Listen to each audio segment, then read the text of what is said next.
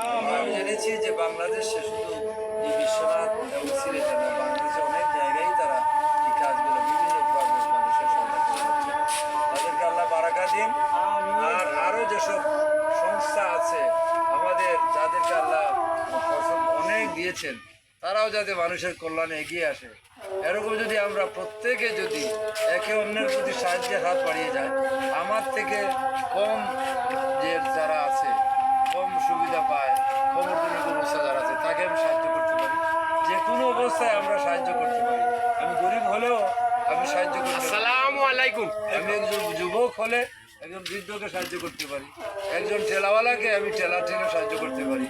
এই সাহায্য যে হাত যদি আমরা সবাই মিলে বাড়াই, তাহলে দেখা যাবে আমাদের এই সমাজে আর একদিন অভাব থাকবে না। আল্লাহ রাব্বুল আলামিন আমাদের দিলকে তার দিন প্রতিষ্ঠার জন্য চেষ্টা করা এবং মানুষের চেষ্টা করার এই মনোভাব যেন গ্রহণ করার, আমাদের দিলকে যেন আল্লাহ এরকম কাজ করার তৌফিক দান করেন। আমিন। আমি আমার সবাইকে মোবারকবাদ দিচ্ছি। আসসালামু আলাইকুম।